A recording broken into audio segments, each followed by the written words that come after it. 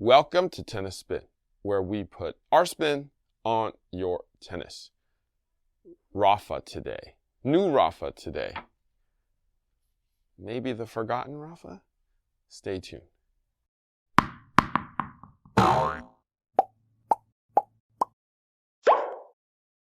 All right, coffee sponsor of today is Max. Max writes, shout out to your videos. Congrats, my bro. Trip won his first USTA match. Oh, that's huge. Trip, here's to you, man. And hopefully the beginning of more wins. All right, guys, if you want to be my coffee sponsor of the day, network is buymeacoffee.com/tennis spin. If you want to support the channel, super thanks is the way. Link is below. All right, cheers to you guys. And cheers to Trip. Wearing my coffee today. All right, it's okay. We'll just put it on the clay. All right, yeah, that's a big thing, guys. Trip, yeah, it's tough to win matches on USTA sometimes, just because a lot of people have played for a while. They know how to win, right? If you're just starting off, you know how to lose. So it takes a lot of learning to lose to learn how to win. So that's huge, all right? Congratulations to you again. Okay, so we all know the Rafa origin, okay? Because everybody's talked about it, and numerous videos, including my own, have been done on it. But what about the little brother, the pure arrow Rafa, regular, I call it. Pure arrow Rafa, no origin. So not his real weight, real balance, real swing weight. Is it even real? Nah, no, just kidding. But here's the thing. Check out these specs, though. I want you guys to see something. This racket without strings is 290, 10.2 ounces. Okay. 4 points head light, though. When I was shown this racket, I'm like, why are you making that spec? I realized, though, that this is probably the most universal spec out there. If you think about a racket being 10.2, you think of, yeah, it's a pre-strung racket that you can buy off the wall so you can play with it immediately, because it's a universal weight. Both a man and a woman can technically use it because it's kind of right in between. You would think, though, that they would make a 10.6 version, like a 300-gram version. And I questioned that. My rep, Kim, said, you know, it's going to play like a 300-gram version, though. It's going to play like that 10.6. And I was like, all right. So my guess is that because they have a 10.6 version in the regular Arrow, that they wanted to be a little different with this one. And kind of, you know, instead of making a regular version, a team version, and maybe even a light version, just have a universal version that they claim plays like a 300-gram version. I know I'm repeating myself, but I just wanted to emphasize that part. So here we are today, okay? Not the origin, but the regular Rafa. So what am I gonna do? Let's string this up and let's test if it plays like a 10.2 or it plays like a 10.6. All right? See you on the court.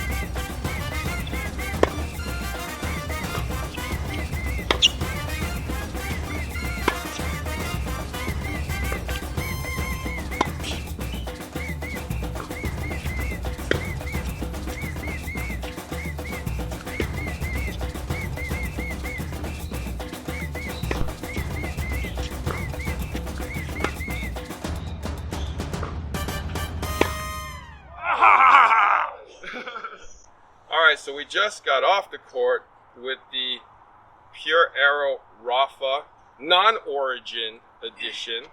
I didn't tell them a few things about the racket. I just said try it, and I knew about it already, but I wanted them to just see and feel what the whole deal was. Okay, so let's go with Chris first. So I picked up the racket and I initially loved it just because I'm a color person and I love all the colors. But paint job aside, it's a very stiff racket in my hands. It feels like the sweet spot is a little bit smaller than maybe I'm used to. And it also feels like if you don't directly connect with the sweet spot, you're going to have a little bit of a trampoline effect. But overall, just a fun racket, fun to hit with, fun to watch how much power can come off the racket. Just from a generic swing. Overall, fun. All right. Okay. Coach Jerod, this is kind of your type of a racket. You and your brothers usually like stuff like this racket. What did you think of it? So yeah, personally myself and my brothers were all Babolat fans, pretty much using Babolat our entire lives.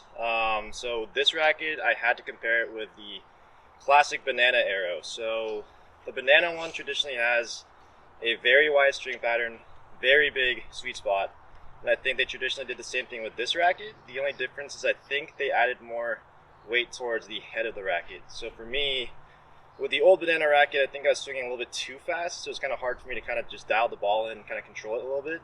This one was more fitting my swing weight, just because I like having the heft kind of help me through the shot. I have to agree with Coach Chris that this racket does have a trampoline effect. So if you're playing very confidently, I think this would be a good racket for you, but if you have any sort of hesitation or kind of have any doubt in your mind, you will spray the ball. But overall, I think they're doing a good job with trying out some new weights and trying out some new, distributions across each of these Babolat rackets. And again, it's a fun play test. Just got to find the right setup to kind of control the monstrous power with this frame. But overall, good racket to give a shot. Okay, so both Coach Chris and Coach Jerod were talking about the trampoline effect. I strung this at 52 pounds with something we can just keep and remain confidential. But it is a poly, so maybe we string it a little tighter and it won't trampoline as much. I was telling Coach Jerod when he was hitting, I was like, that ball stays in with tour bite. That ball stays in with tour bite. It probably does. Okay, now, would both of you be questioning me if I said this weighs 10.6 like the Banana? Yes. You would be questioning me. I would think that's lighter. Okay. It feels a little bit lighter. Okay. Not too much, but a little bit. Okay. It doesn't. It indeed feels lighter. Okay. Yeah. Well, it is lighter. It's 10.2 before strings. So we're looking at a 10.9-ish with the strings in there. Maybe a little bit more, 12, 11-ish.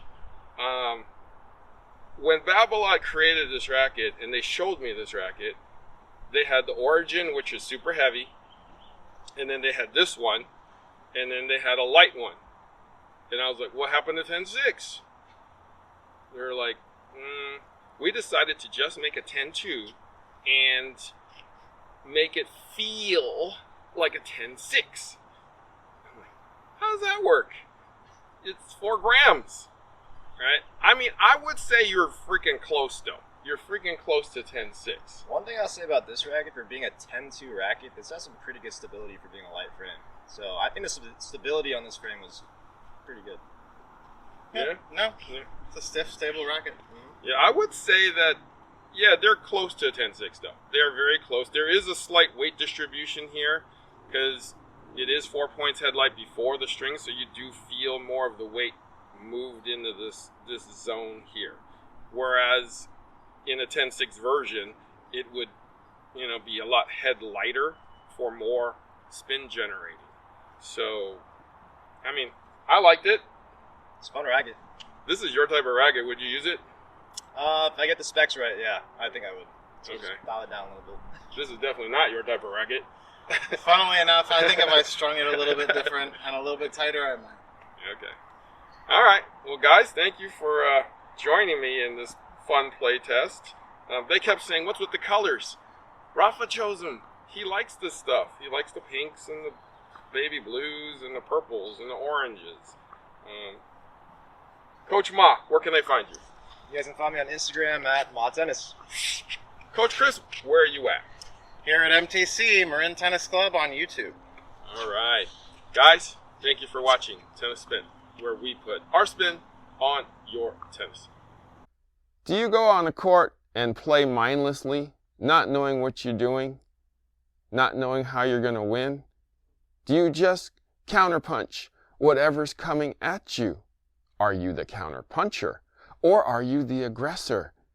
Do you know when to run a play? The singles playbook and the doubles playbook will tell you exactly how to do that.